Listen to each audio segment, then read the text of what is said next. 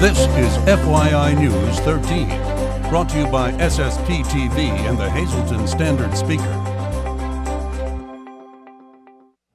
For your information, the United Way of Greater Hazleton wrapped up their annual campaign today. Find out how the fundraising went next.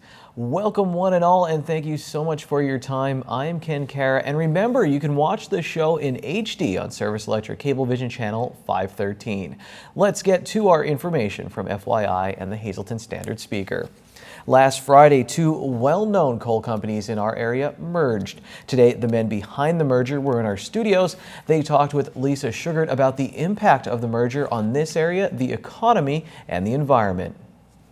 A major merger happened in our area this past Friday, and I'm pleased to be joined by three of the gentlemen involved in it to tell us what this means for the area. First of all, I'd like to welcome Adam Wilson, who is the chairman of Atlantic Carbon and the CEO of Coal Contractors, George Roscos, who is the CEO of Hazleton Shaft Corporation, and Justin Emershaw, who is a mining engineer at Atlantic Carbon. I'm going to start with you, Mr. Wilson. First of all, tell everyone what this merger is. Well, we're delighted to be able to merge with Hazleton Shaft. We're an expanding company. Atlantic Carbon is the parent company. It's able to expand its mining operations, and George's property, Hazleton Shaft, has got some excellent long-term leases with very high quality, large amounts of anthracite. And now we've been able to merge with him. We will invest new equipment, new Komatsu equipment onto that site and be able to mine that site, which will produce excess revenue for the company, for extra jobs, and under the modern DEP regulations, we will have to reclaim that land. So that land was mined maybe 100 years ago and is deep mined, so it is like a Swiss cheese underneath the surface. We are forced, and we want to, we will extract the land very carefully using modern mining equipment. We will take the coal out, which is full of carbon, which is a very high price and a new expanding industry. We will put the earth back into the hole as we go, so it's a moving mine. So I'd like to think it's a win-win situation for Hazleton. New jobs, new investment, and a new product, best in the world, by the way, Hazleton and Northeast and Pennsylvania anthracite. Its carbon content, 90% of each bit of coal is carbon. You won't find that anywhere else in the world. So to say I'm excited, you know, we're very, very excited. Well, congratulations on this merger. And the same to you, Mr. Roscos. Why was it so important for you to be involved in this? Because this is big, not only for our area, but for everywhere. Well, first of all, Hazleton Shaft is located right across the street from Coal Contractors, Atlantic Coal. And we've done business together for years, lending each other equipment, helping each other out on orders. And about a year or so ago, maybe it was a little sooner than that, Adam asked me, would I be interested in maybe merging or selling my company? It provided me with an exit strategy. I'll still be involved with the project for another 5 years or better. And I see it as a great opportunity. We have a large processing plant. Recently, within the last 2 years, we built a drying facility for drying carbon for the steel sector. And one of the things that we lacked was having enough coal to keep on running through the facility. With the merger with Atlantic, the new processing equipment they have and the new mining techniques, it should be able to keep us in a great supply of carbon, and it should create a great number of jobs. Also, it'll be a big help on the fire job that we're currently working on in Jeansville. By the addition of the bigger equipment, it'll move a lot more earth and get the fire out quicker. Very good news. And Justin, you see what it means because you're involved directly with the engineering aspect of it. We're going to see some new equipment coming to this area. Yes, well, thank you for having us on here, first of all. Yes, at our Stockton mine last year, we put into operation a $20 million fleet of new equipment. We're going to be doing the same thing when they're in the process of assembling a new fleet, $20 million worth of equipment at Jeansville. So right there, we're going to have opportunities open up for new jobs. We'll also be putting on more shifts at Jeansville and on the Hazleton Shaft site. So many more jobs that will be opening up. All of our jobs are carefully designed. We pride ourselves on our engineering techniques that we do to design safe operations and also applying every regulation so that we meet DEP and MSHA standards on all of our jobs. All right, well, gentlemen, thank you so much for talking with us. This recent merger proving that coal is still king right here in Pennsylvania. Thanks, Lisa. You can learn more about the merger on a brand new Sam Lassand show that premieres tomorrow at noon with rebroadcast tomorrow at 2 p.m. and 7 p.m. For additional dates and times, check your local listings. Today marked the 49th annual meeting for the United Way of Greater Hazleton. It signals the end of its annual campaign that benefits 25 member agencies. United Way President and CEO Pat Ward called it their most challenging campaign. Donning a construction hat in conjunction with this year's campaign theme, he praised the volunteers, calling them the rocks upon which the United Way has built a solid foundation. And I was happy to announce today we raised $635,765 to benefit those agencies. And when we add all the in-kind contributions and the things that we cannot monetize, the total is really, it's $692,818. Also today, significantly, the United Way chose as its volunteers of the year members of the faith communities of Greater Hazleton that opened their doors and led to the genesis, if you will, the creation of the Divine Providence Homeless Shelter in the Hazleton area. And we were honored to have those folks with us to receive an award that was so well deserved in our community. When we honor folks that work on our campaign, we awarded the top 10 companies that contributed dollars to our United Way through both their corporate contributions and their employee campaigns as well. If you haven't donated, you can still do so by contacting the United Way at 570-455-9515. Next, we have a story that generated outrage on social media. Flags were desecrated outside a West Hazleton home. Now West Hazleton police say they have identified 2 females who allegedly desecrated those American flag decorations. Borough Police posted this surveillance photo on their Facebook page asking for help to identify the 2. Police say the 2 tore down American flag decorative banners from a West Cranberry Avenue porch and then stole small American flag decorations from a planter box adjacent to the porch. It happened late Tuesday night. Police have since posted that they have identified the 2. No word on whether or not charges will be filed. Coming up on FYI, a preview of First Friday set for tomorrow in downtown Hazleton. Lots of fun activities. And get ready to hear from Dave Seaman from the Standard Speaker, members of the North Schuylkill baseball team, and Javelin State silver medalist Kayla Merkel during a very busy sportscast.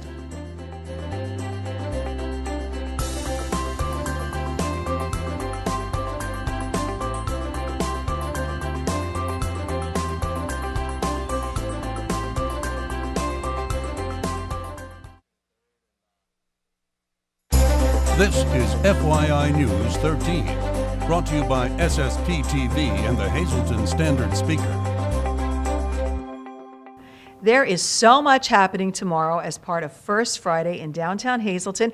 Here with all the tasty details, Krista Schneider, who is the Executive Director of the Downtown Hazleton Alliance for Progress. We talked about this before. This is going to be a great First Friday. Yes, it's summer's here now, so we're moving things a little bit outdoors and some new events to host. So we're hopeful that we're bringing more people downtown. Now, one of the events, I said I liked it as soon as I heard about it, was the Wine and Chocolate Walk, and you can still get tickets for this. Yeah. It's a wine and chocolate walk. So there's over a dozen downtown merchants participating. You buy a ticket, you get a wristband, you get a wine tasting glass. And you walk around with your map, you visit all the locations that are providing samples of different chocolate treats and pairing it with their own, wine selections. You visit all of them, you get your map stamped, you get entered to win a dinner for 2 at the Pines, so in the vault. So it's a pretty nice deal, $10. And you can get the tickets that day or in advance. They're $10, but $12 the day of. Yeah, $10 in advance. You can buy them online. If you wait till the last minute, as I know many people do, it's going to be $12. You could get them at the Chamber building. All right. That's just one of the many events. Backed by popular demand, a special walk will be taking place. Yes. Last year, the Hazleton Vine Street Cemetery Association hosted a walking tour of the historic cemetery led by John Probert, who knows everything there is to know about the cemetery. It was very well attended last year, so they're doing it again this year. It starts at 5:30 at the cemetery. All right, so we just sign up. We don't need, I mean, we don't have to sign up. We just show up. Right, it's free. So, I mean, there is a sign up. You could sign up on Facebook if you like, but or you could just show up. And I should mention the wine tickets can be purchased on our website, downtownhazelton.org. Other things going on as well, art exhibits. Yeah, there's 3 really cool art exhibits this week. We have the Hazleton Art League is hosting, in partnership with the Hazleton Integration Project, a special project that was undertaken by a local photojournalist here. She got a grant. She worked with kids at the Hazleton One Community Center. They did a photo documentation of basically what they consider to be home. So a place called Home is the title of the exhibit, and you get to see all their photographs, and it's really very cool. I can't wait to see it. All right, and the other ones are? 2 Meet the Artists exhibits, one at the Dragonfly Cafe and one at Frankie's Pizzeria. Okay, and that's not it. There's still more. there's So you more, have a yeah. complete list On your. website. Yeah, on our website, downtownhazelton.org, is the full schedule of events. It also ran in the paper in the Standard Speaker today, yesterday, Wednesday. Well, very good. So much happening for First Friday. It's always a great event, but now the weather's warm, so make sure you come on out and enjoy all the many activities and support the downtown community. Time now for FYI News 13 weather. It was another nice day in the city, but there is some rain on the way. Here's our local forecast from the National Weather Service. Tonight, scattered showers and thunderstorms. Our low will be 59 degrees. Friday, showers and possibly a thunderstorm before 8 a.m., high of 73. At night, we have a 30% chance of showers and thunderstorms. Our low is 59 degrees. On Saturday, mostly sunny, high of 77. At night, 60% chance of showers, mostly cloudy, low of 61. On Sunday, showers likely again with thunderstorms also possible, cloudy with a high near 74. At night, down to a 50% chance of showers and thunderstorms, low of 58 degrees. Monday, we have a 30% chance of thunderstorms, partly sunny, high of 71. At night, we'll keep the same chance of thunderstorms, partly cloudy with a low of 55 degrees. Brought to you by Valley High, the area's oldest ice cream and fast food restaurant. Stop on in for a cold treat including our ice cream and yogurt, or some hot food including our burgers, hot dogs, fries, and much more. That's Valley High, Route 93 in West Hazleton. Treat yourself today. FYI, green screen midday winning Pennsylvania lottery numbers. Pick 2, 1, 5, pick 3, 185, pick 4, 8825, and pick 5, 01222. Trips twos. All right, let's move on to Law Talk. And when we come back, we have that jam-packed sportscast with baseball, track and field, plus we'll talk Pocono.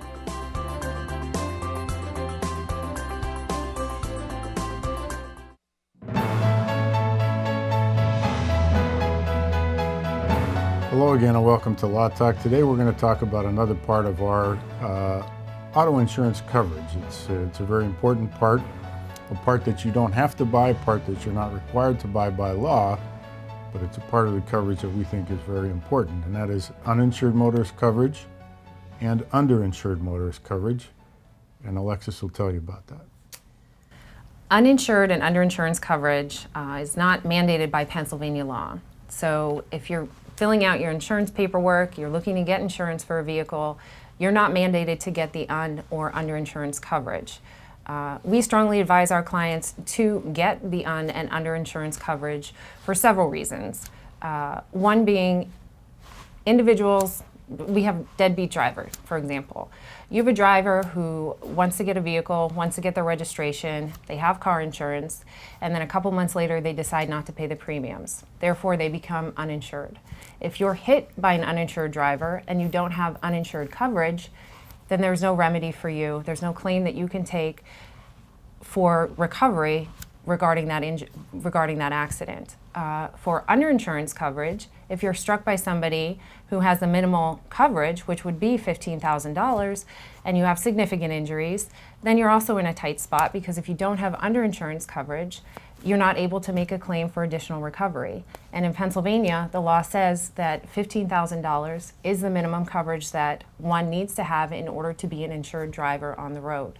Having said that, if you're struck with by somebody who has minimal coverage, that being $15,000, you have significant injuries, you have significant economic losses in the form of wage loss, you're not able to make a claim for recovery of that with your own insurance if you don't have the underinsurance coverage. So it's important to have both and underinsurance coverage as part of your insurance policy when you're looking at those options.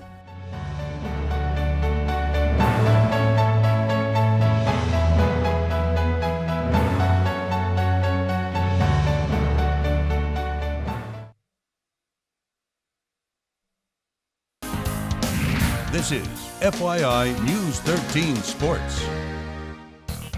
It's Dave Day, and it's a day late, and you can thank the Lady Cougars softball team for that, winning their 4th straight District 2/4 Sub-Regional Championship on Tuesday. So we had coverage on Wednesday. We'll get to them, but let's start, Dave, with what happened last night. The North Schuylkill baseball team, they win their first ever District 11 championship. It's at the AA level this year, and CJ Steinhilber came in, Dave, and he got the call. They were without their two top pitchers because they were playing back-to-back games in the District 11 tournament. Didn't have Bobby Grigas, didn't have Tevin Murray, but Steinhilber did a great job, went all the way, got the victory, and he seemed very confident, Dave. Lou Dreyfus interviewed him after the game, asked him his favorite moment in a baseball game. You'll hear his answer. Plus, you'll hear from their head coach, Nick Brayford, and he will be talking about comparing last year's team that came up short in the championship to this year's team. My favorite part in the game is 3-2 count with 2 outs and bases loaded. Listen, between last year and this year, to be honest with you, just 2 runs different.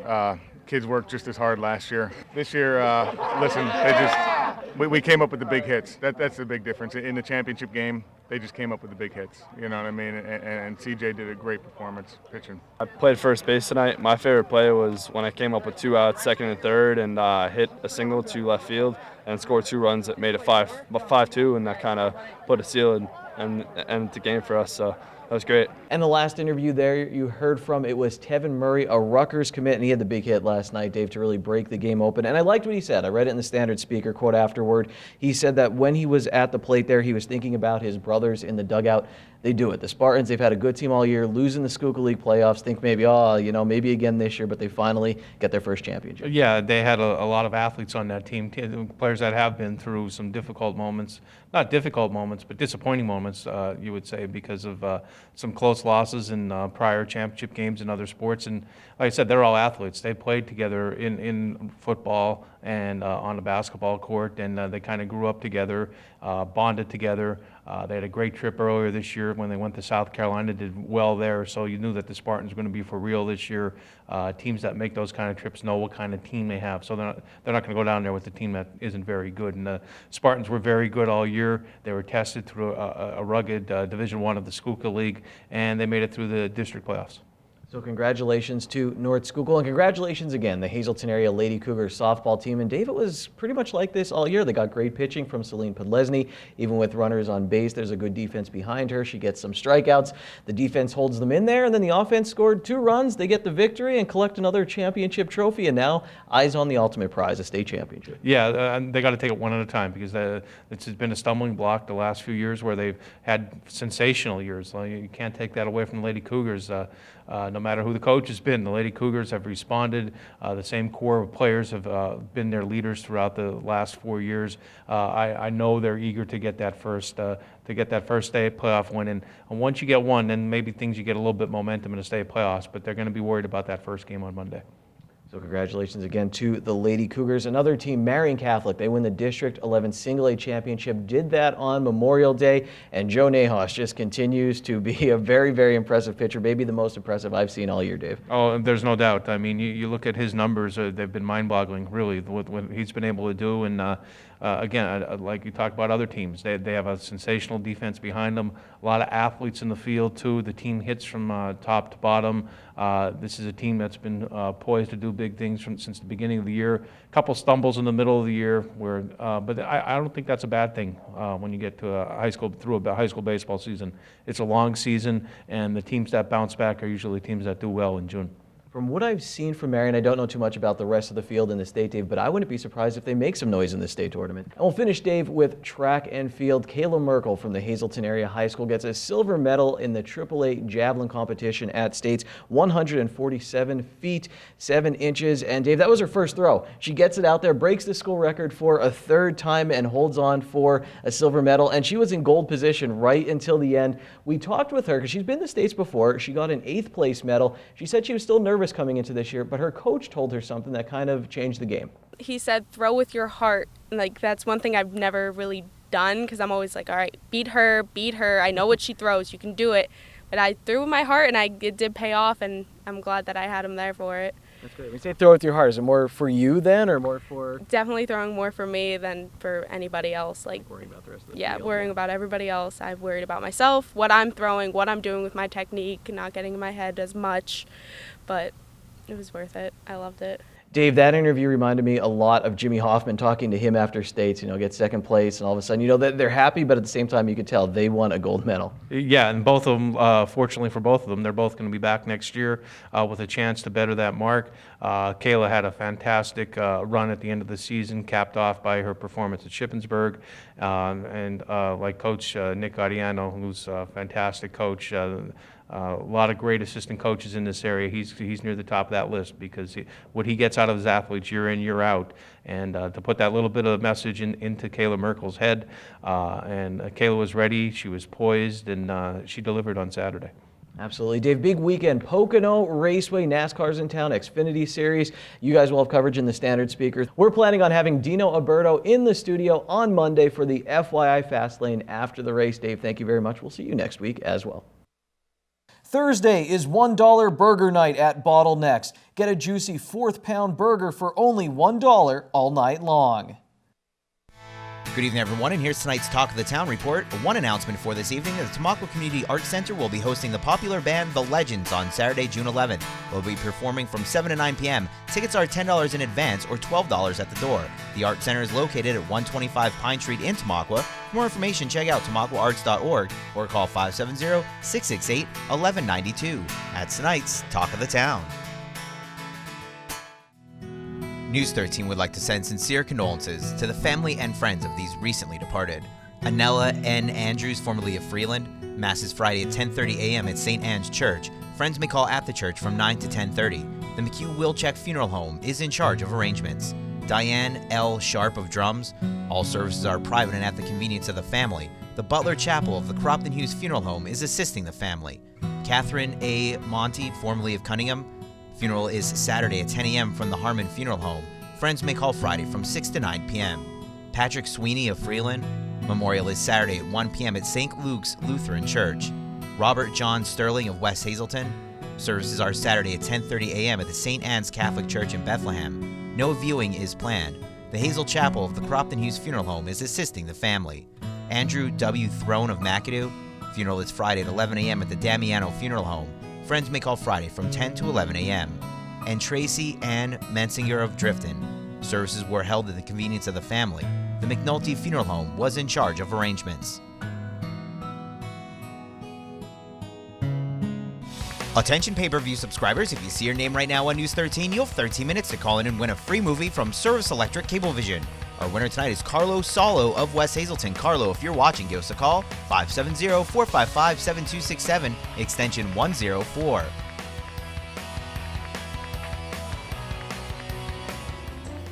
That's it for another edition of FYI, but there's a lot more information online. Facebook.com/FYI News 13. Go there for updates throughout the day and night, plus we upload a lot of our stories there. We'll see you again on Friday as we wrap up the week. Take it easy, everyone.